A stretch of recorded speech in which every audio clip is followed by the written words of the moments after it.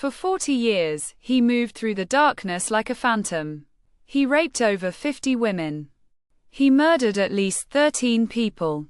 He terrorized entire communities across the state of California. And then, he simply vanished. Law enforcement believed they might never catch him. But in April of 2018, a quiet revolution in forensic science brought the nightmare to an end. And the man behind the mask turned out to be someone no one ever suspected, a former police officer living a quiet life in the suburbs of Sacramento. This is the story of the Golden State Killer, and the extraordinary forensic breakthrough that finally dragged him into the light. The terror began in the summer of 1976, in the quiet neighborhoods of East Sacramento. A masked intruder began breaking into homes in the dead of night. He would pry open a window or slide through an unlocked door, and then he would wake his victims with a flashlight beam to the face and the cold press of a knife against their skin. In those early attacks, he targeted women who were home alone. He would bind them with shoelaces or torn strips of towel. He would ransack their homes, stealing trinkets and personal items, souvenirs of his conquest. Residents began locking their doors, sleeping with weapons under their pillows, forming neighborhood watch groups. But nothing seemed to stop him. The Sacramento County Sheriff's Office assigned Detective Richard Shelby to the case, and the attacker was given a name that would become synonymous with fear: the East Area Rapist. Over the next 3 years, the attacks escalated in both frequency and brutality. He struck at least 50 times across Sacramento, Stockton, Modesto, Davis, and the San Francisco Bay Area. He began targeting couples, binding the man first, often stacking dishes on his back and warning that if he heard the dishes fall, he would kill everyone in the house. Then he would assault the woman in another room, sometimes for hours. He made threatening phone calls to his victims, both before and after the attacks. His voice was a raspy whisper, taunting and terrifying. Witnesses described a man of medium build, somewhere between 5'9" and 5'11", with a ski mask covering his face. Law enforcement collected evidence, semen samples, fingerprints, shoe impressions, but in the late 1970s, the science of DNA profiling did not yet exist. The physical evidence was preserved, catalogued, and placed into storage, waiting for a technology that had not yet been invented. Then, in 1979, the East Area Rapist seemed to disappear. The attacks in Northern California stopped. But hundreds of miles to the south, a new predator was emerging. In October of 1979, a couple was found murdered in their home in Goleta, near Santa Barbara. Robert Offerman and Deborah Alexandria Manning had been shot in their bed. In March of 1980, another couple was attacked in Ventura. Charlene and Lyman Smith were bludgeoned to death. Over the next 6 years, a series of brutal double homicides spread terror through Southern California's affluent coastal communities. The killer was dubbed the original Night Stalker, and investigators in the South had no idea they were chasing the same man who had terrorized the North. It was not until 2001 that a critical forensic connection was made. DNA technology had advanced dramatically since the 1970s, and criminalists were finally able to analyze the biological evidence that had been sitting in storage for over 2 decades. When they ran the DNA from the East Area Rapist cases against the DNA recovered from the original Night Stalker crime scenes, the results were staggering. They matched. The East Area Rapist and the original Night Stalker were the same person. Further investigation would link him to an even earlier series of burglaries in Visalia, California, in 1974 and 1975, committed by a prowler known as the Visalia Ransacker.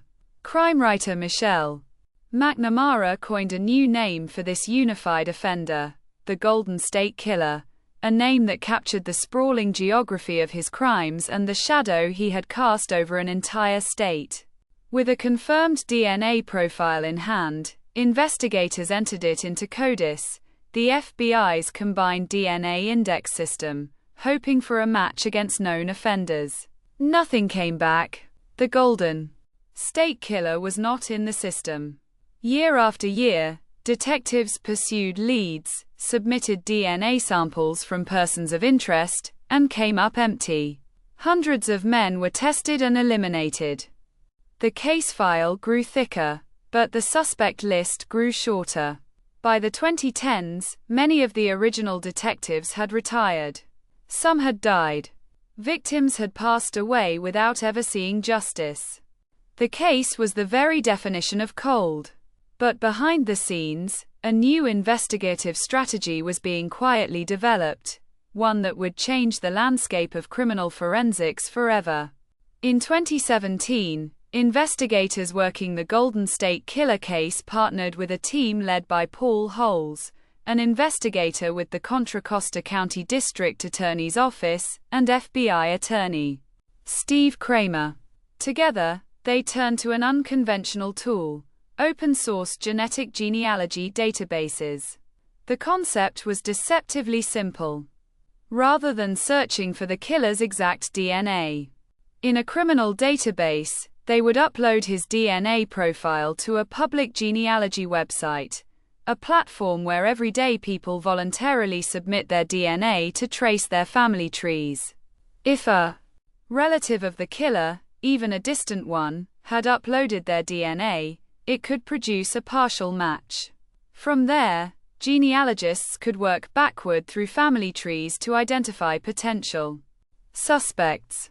The team chose GEDmatch, a free, open-source platform where users could upload raw DNA data from commercial testing services like 23andMe or Ancestry DNA. In early 2018, they uploaded the Golden State Killer's DNA profile to the site. The results returned several partial matches, not the killer himself, but distant relatives, third and fourth cousins who shared enough DNA to suggest a common ancestor. This is where the painstaking work of genetic genealogy began. Working with genealogist Barbara Ray Venter, the team traced the family trees of these distant matches backward through generations, building an intricate web of ancestors, marriages, births, and migrations.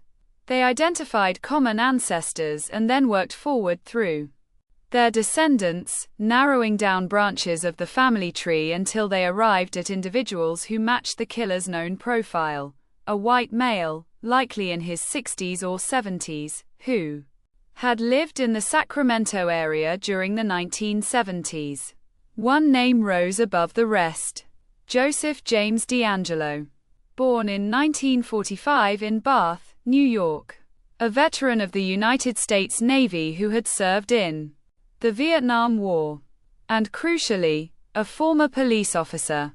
DeAngelo had served on the Exeter Police Department in the mid-1970s, the very time the Visalia ransacker was active just miles away. He was fired from the Auburn Police Department in 1979 for shoplifting, around the same time the East Area rapist attacks ceased in Northern California. After his termination from law enforcement, DeAngelo had lived a seemingly unremarkable life. He worked in a distribution center for a supermarket chain. He married. He raised daughters. He lived in a modest home in Citrus Heights, a suburb of Sacramento, for decades. To his neighbors, he was an elderly retiree who tended his yard and occasionally erupted in angry outbursts. No one suspected him of being one of the most prolific serial offenders in American history. But suspicion alone was not enough. Investigators needed to confirm the DNA match through a method that would hold up in court. They could not simply knock on DeAngelo's door and ask for a sample. Instead, they conducted covert surveillance. On April 18, 2018, Detectives followed D'Angelo and retrieved a discarded item from his trash. Accounts vary on whether it was tissue from his car door or an item from his garbage can, and submitted it for DNA analysis. The results were unequivocal. Joseph James D'Angelo's DNA matched the Golden State Killer's DNA profile. After 42 years, they had their man. On April 24, 2018, officers from the Sacramento County Sheriff's Department and the FBI arrested Joseph James D'Angelo outside his home in Citrus Heights. He was 72 years old. When officers approached him, he appeared stunned. He reportedly muttered something under his breath, and when asked about it, he whispered, "I have a roast in the oven." It was a surreal, almost absurd moment at the end of one of the longest manhunts in American criminal history. News of the arrest sent shockwaves through the law enforcement community and the true crime world. Survivors who had waited decades broke down in tears. Families of the murdered finally had a face to attach to the monster who had stolen their loved ones. The legal proceedings that followed were extensive. D'Angelo was charged with 13 counts of first-degree murder and 13 counts of kidnapping connected to the murders. Due to statutes of limitations, he could not be charged with the rapes. In June of 2020, as part of a plea agreement that allowed him to avoid the death penalty, Joseph James D'Angelo pleaded guilty to 13 counts of murder and admitted to dozens of rapes. Survivors and family members delivered impact statements over 4 days, confronting the man who had haunted their lives for over 4 decades. Many described the lasting trauma, the broken marriages, the anxiety, the nightmares that never stopped. In August of 2020, D'Angelo was sentenced to life in prison without the possibility of parole. He was 74 years old. The arrest of the Golden State Killer sent a clear and powerful message to the world of criminal investigation. Genetic genealogy was no longer a theoretical tool. It was a proven weapon against cold case crimes. In the years since D'Angelo's arrest, the same methodology has been used to solve dozens of cold cases across the United States, identifying both perpetrators and unidentified victims. It has also sparked an intense debate about privacy, consent, and the ethics of using publicly shared DNA data to catch criminals.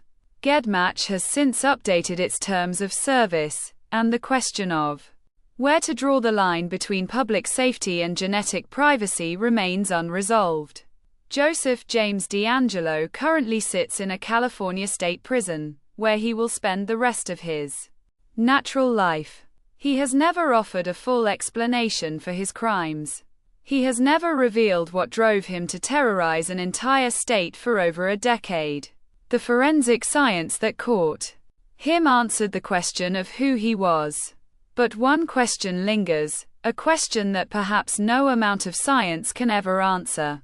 The man lived for 40 years among us, coaching Little League, attending family barbecues, celebrating holidays, all while carrying the weight of unspeakable atrocities. So ask yourself this: if a monster can hide in plain sight for 4 decades, how many more are out there right now, waiting to be found by a science that is only just beginning to reach its full potential?